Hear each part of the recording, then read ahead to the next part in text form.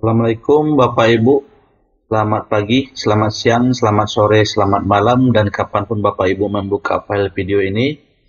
Jumpa lagi dengan saya Iksan, yang akunya sebagai dosen, penulis sekaligus direktur penerbit. Dan selamat bergabung kembali di channelnya IAF Production. Materi kita tetap pada dosen menulis, dengan judul Buku Dosen Harus Tembus Penerbit Mayor.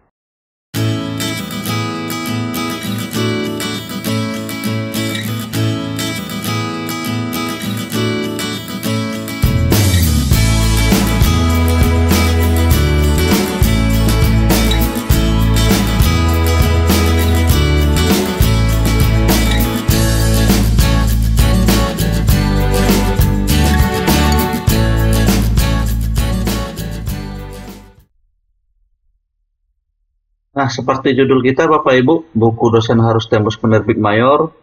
Jadi, tidak ada kata tidak lagi bagi kita yang menulis. Itu ada beberapa trik dan tips ataupun yang harus kita lakukan bagaimana nanti naskah buku kita itu sudah ataupun bisa tembus ke penerbit mayor. Bagi Bapak Ibu yang belum memiliki naskah, bisa cek video sebelumnya. Dan bagaimana Bapak Ibu itu memang harus wajib menulis karena ngakunya sebagai dosen, itu juga boleh dicek video sebelumnya. Oke, kita masuk bagaimana buku dosen itu harus tembus penerbit mayor. Yang pertama itu adalah cari penerbit mayor yang sesuai karakteristik buku terbit. Nah, ini akan menjadi link and match antara naskah Bapak Ibu dengan penerbit yang Bapak Ibu bidik. Nah, karena tidak semua penerbit itu juga menerbitkan buku-buku dari seorang dosen. Ya, karena sebagian ada yang beranggapan bahasa buku dosen itu terlalu tinggi untuk dikonsumsi oleh walaupun kadang mereka, para penerbit ini belum mengetahui apapun isi di dalam buku yang ingin diterbitkan oleh si dosen yang bersangkutan ataupun naskah yang ditulis oleh si dosen. Jadi bagaimana tips agar bisa tembus mayor itu, yang pertama itu adalah cari penerbit mayor yang sesuai dengan karakteristik terbit.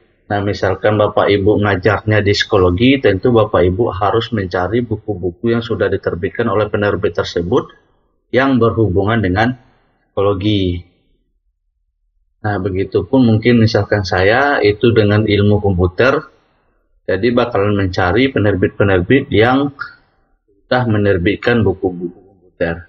Karena nanti di sana ketemu antara link and match antara buku Bapak Ibu ataupun naskah buku yang Bapak Ibu tulis dengan penerbit yang bakalan Bapak Ibu bidik. Nah, jadi memang harus satu tujuan, satu karakter sama antara naskah Bapak Ibu dengan penerbit yang akan Bapak Ibu bidik.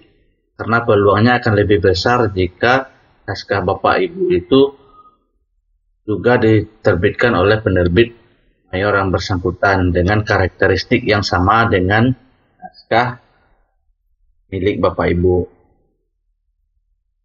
Nah, untuk yang kedua Bapak Ibu, cari penerbit mayor yang sudah sering menerbitkan buku dosen. Lihat bukunya, ada buku ajar, buku referensi, dan lain sebagainya.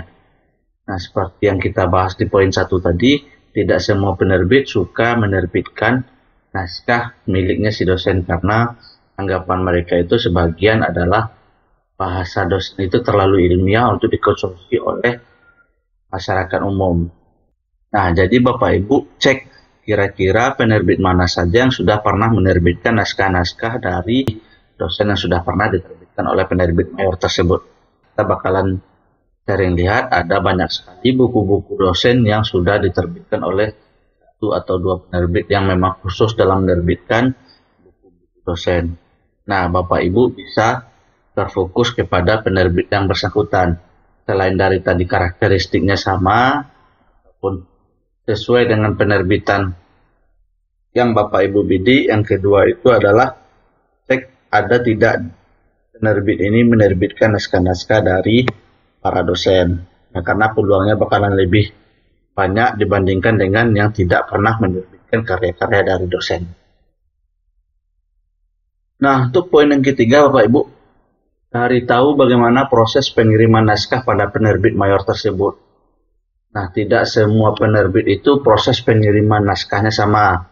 Walaupun secara umum mereka banyak yang sama seperti itu Bapak Ibu. Kalau sekarang rata-rata beberapa penerbit itu sudah menerima naskah Bapak Ibu melalui email.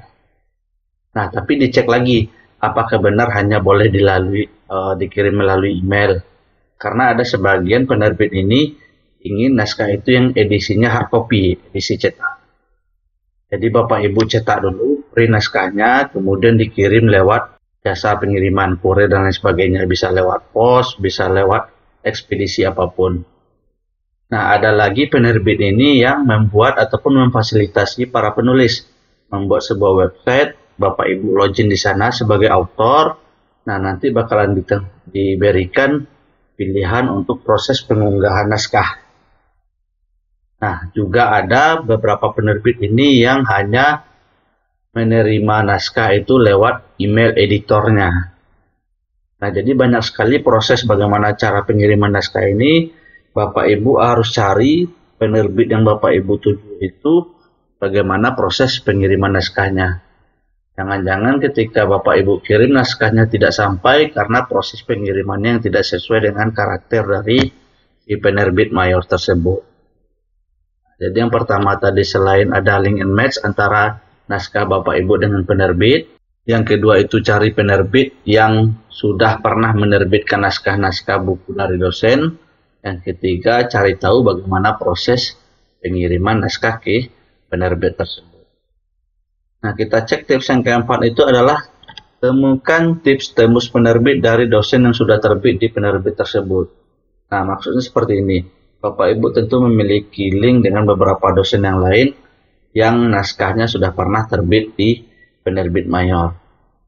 Nah, itu bakalan banyak sekali Bapak Ibu temukan teman-teman sejawat kita yang naskahnya sangat banyak terbit di penerbit mayor. Nah, antara satu penerbit mayor dengan penerbit mayor yang lain, tentu tips tembus penerbitnya itu bakalan berbeda-beda. Nah, jadi Bapak Ibu bisa cek penerbit yang bersangkutan, kemudian naskah dosen-dosen yang sudah pernah diterbitkan, dan Bapak Ibu bisa cek siapa saja dosen-dosen yang sudah pernah terbit di penerbit tersebut. Nah, Bapak Ibu bisa cari tahu bagaimana tips agar bisa tembus di penerbit yang Bapak Ibu tuju melalui dari rekan-rekan kita ataupun teman sejawat Bapak Ibu yang sudah pernah tembus di salah satu penerbit mayor yang ingin Bapak Ibu tuju. Ya, karena bagaimanapun kita juga butuh tips agar nanti naskah kita ini bisa tembus ke penerbit yang bersangkutan. Nah, poin yang berikutnya Bapak Ibu untuk yang kelima, jalin komunikasi dengan editor di penerbit tersebut. Nah, bagaimana proses jalin komunikasi dengan editor? Sama seperti yang poin nomor 4 tadi. Kalau nomor 4 tadi kita mencari tipsnya lewat dosen atau autor yang sudah pernah menerbitkan naskahnya di penerbit tersebut. Yang untuk poin kelima ini kita menguliknya dari sisi editor. Nah, karena sekarang editor ini tidak lagi bersembunyi seperti penerbit-penerbit saat dulu kala. Nah, kalau sekarang mereka lebih terbuka menyampaikan siapa-siapa saja editor yang ada di penerbitnya. Bahkan di masa pandemi ini, banyak para editor membagikan ilmu tips terbit di penerbit yang mereka kerjakan ataupun tempat mereka bekerja, bagaimana tips dan triknya. Nah, mereka sudah banyak membuat webinar-webinar yang bisa Bapak Ibu ikuti. Nah, jika 1-2 editornya bisa dihubungi, itu Bapak Ibu bisa lebih mengulik bagaimana naskah bisa tembus di penerbit yang mereka kerjakan. Jadi bakalan lebih tahu lagi setelah dari teman sejawat kita yang sudah pernah tembus ke penerbit mayor, kita juga bisa mengulik ataupun mencari tips dan trik tembusnya itu melalui editor yang bekerja di penerbit tersebut. Nah, poin yang ke-6 Bapak Ibu, jika poin 1-5 sudah dikerjakan, masih sangat susah juga untuk tembus mayor, Bapak Ibu bisa memanfaatkan jasa agen. Ya, di mana jasa agen ini mereka akan bertugas sebagai penyalur dari naskah Bapak Ibu. Ya, karena para agen ini sudah dipercayai oleh penerbit, juga sudah dipercayai oleh penulis. Jadi Bapak Ibu kirim naskahnya ke agen, nanti bakalan cek apakah ada perbaikan atau lain sebagainya. Dan dari naskah Bapak Ibu, agen lebih teliti lagi melihat kemana harusnya naskah Ibu ini ditawarkan ke penerbitnya. Ya, walaupun di Indonesia jasa agen dari penulis ini masih pro dan kontra. Ada yang memang dibilang sebagai calo penulis, sebagai calo penerbit, dan lain sebagainya. Tapi bagaimanapun ini bisa kita manfaatkan jika kita memang pengen juga untuk terbit mayor dengan alasan 1-5 sudah kita ikuti semuanya. Nah, di jasa agen ini Bapak Ibu biasanya kontrak naskah Bapak Ibu kalau seandainya diterima oleh penerbit yang dituju, biasanya sistem kontraknya itu jual putus atau jual beli putus. Bapak Ibu akan menerima sejumlah bayaran untuk naskah Ibu. Naskah Bapak Ibu artinya naskah Bapak Ibu itu dibeli, kemudian diikat kontrak apakah setahun, 2 tahun, dan seterusnya. Nah, nanti berapapun yang dicetak oleh penerbit, Bapak Ibu tidak perlu ambil pusing lagi. Bapak Ibu sudah mendapatkan mau dicetak banyak, mau dicetak sedikit, yang penting Bapak Ibu sudah menerima bayaran dalam bentuk kontrak jual beli putus. Ya, walaupun ada beberapa jasa agen yang memberikan tawaran untuk sistem royalti, biasanya ada persentase. Untuk agen berapa persen, untuk penulis berapa persen. Nah, jadi inikah bisa kita tempuh jika poin 1-5 sudah kita coba. Nah, kita bisa mencari atau memanfaatkan dari jasa agen. Nah, poin yang ke-7, jika 1-5 sudah ditolak, sama pakai naskah agen juga belum tembus penerbit mayor, nah itu sebenarnya bakalan bagus menjadi perbaikan untuk naskah kita berikutnya. Di sini kita tidak boleh lelah, seperti yang kita beri motivasi kepada mahasiswa. Kita juga harus tetap menulis, karena memang menulis itu adalah kewajiban dari seorang dosen, dan juga selalu tetap berdoa. Nah, di poin 7 ini kita akan sangat beruntung sekali jika proses penolakan tersebut disertai oleh review, hasil review. Misalkan naskah kita itu masih kurang ini, harus ditambahkan ini. Nah, seperti itu. Sehingga menjadi perbaikan bagi kita untuk naskah tersebut ataupun untuk naskah penulisan buku berikutnya. Jadi itu sebenarnya malah bagus untuk memperbagus ataupun memperindah dari kita untuk agar bisa dikirimkan ke penerbit mayor. Nah, untuk poin 8 Bapak Ibu, penerbit mayor tidak hanya satu, ratusan kalau kita di Indonesia ini mungkin. Dan siapa tahu jodohnya naskah Bapak Ibu bukan di penerbit mayor yang satu tersebut. Bisa saja nanti di penerbit mayor berikutnya naskah Bapak Ibu tembus, bahkan bisa jadi bestseller. Nah, jadi jangan hanya selalu terpaku pada satu penerbit mayor. Masih banyak penerbit mayor yang lain yang siap menerima naskah Bapak Ibu. Jadi, kalau seandainya ditolak di penerbit mayor yang satu, kita kirim ke penerbit mayor kedua dengan perbaikan kalau seandainya ada hasil review dari penerbit mayor yang sudah menolak naskah kita. Tapi kalau belum, itu bisa kita baca lagi. Kalau seandainya ada kekurangan, boleh kita tambahkan lagi dan ditawarkan lagi ke penerbit mayor berikutnya.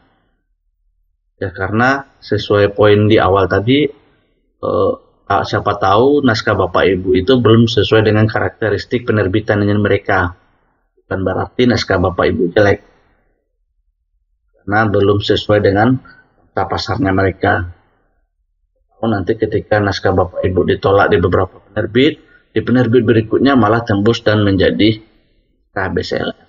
Itu banyak sekali contoh yang terjadi seperti itu. Tidak hanya 1-2 penulis yang naskahnya sudah ditolak beberapa penerbit, ketika di penerbit yang lainnya dia malah menjadi bestseller.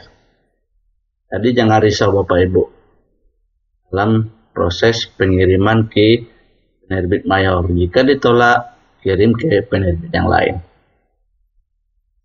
Oke Bapak Ibu, mungkin sekian dulu sharing berbagi dari saya. Jika ada beberapa pertanyaan boleh disampaikan lewat komentar.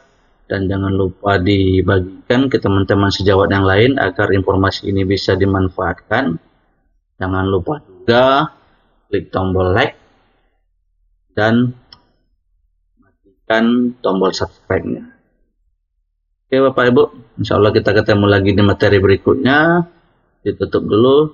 Assalamualaikum warahmatullahi wabarakatuh.